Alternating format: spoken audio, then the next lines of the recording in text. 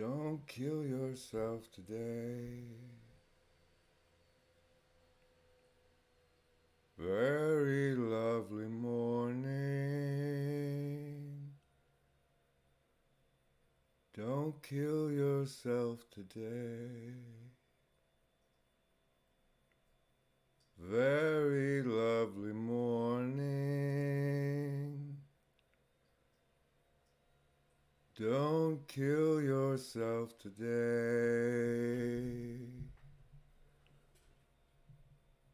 Very lovely morning.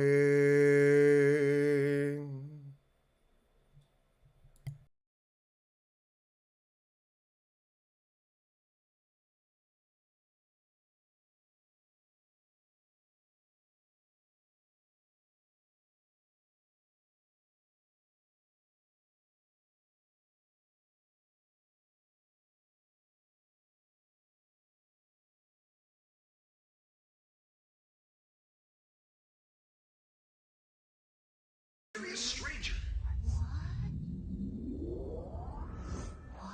Hello.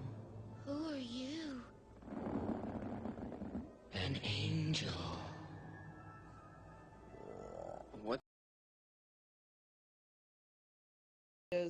And the meanings of What's your these name? words all Say. operate as chess pieces, as objects that you're manipulating around and mistaking those with actual lived reality, then there's going to be a bereftitude, let's say, if that's a word. There's going to feel like the spirit is missing, let's say. You've got these objects that you're trying to make you're trying to create an analog of actual lived experience, and it falls completely short because these are intellectual concepts.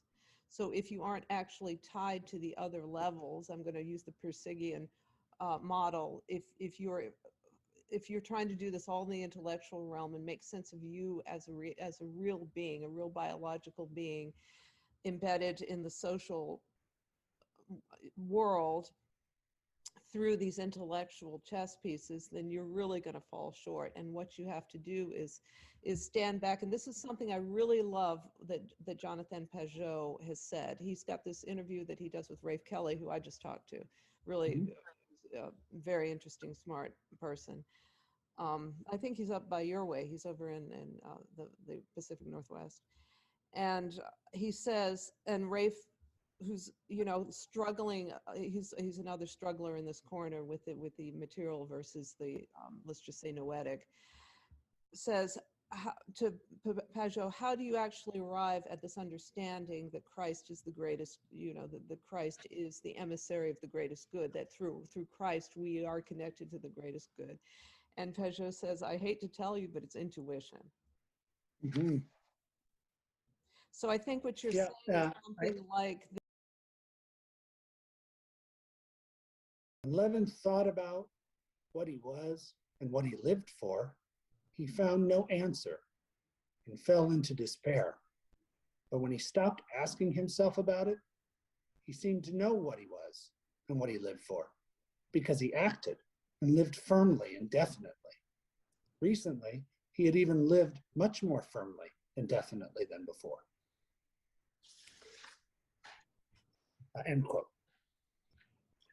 And I think that this scene just reflects kind of so much of the thrust of what people are getting out of Jonathan Pajot. That the world is like a ride at an amusement park, and when you choose to go on it, you think it's real, because that's how powerful our minds are. And the ride goes up and down and round and round. It has thrills and chills, and it's very brightly colored, and it's very...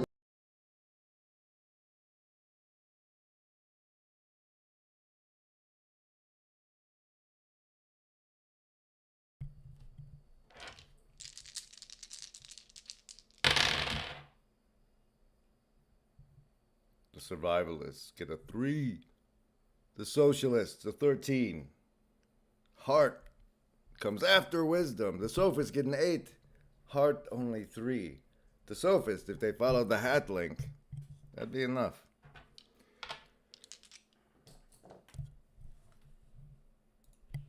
if you are in your head and analyzing and breaking down and labeling and naming and just cutting and cutting and cutting and cutting and cutting. There's no end to that well, and there's no satisfaction at the end of that tunnel. Mm-hmm. Which is something that, even though I sort of, you know, I poke fun at the smoke machine and the skinny jeans and the, you know, singing love songs to Jesus, that is an astoundingly powerful, we can use fancy Vervaeke words, that is an astoundingly powerful psychotechnology that is in fact doing a lot for millions of believers in Western Christianity right now. Now, I think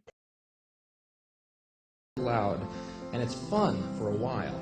Some people have been on the ride for a long time, and they begin to question, is this real, or is this just a ride? And other people have remembered, and they come back to us, and they say, hey, don't worry, don't be afraid, ever, because this is just a ride. And we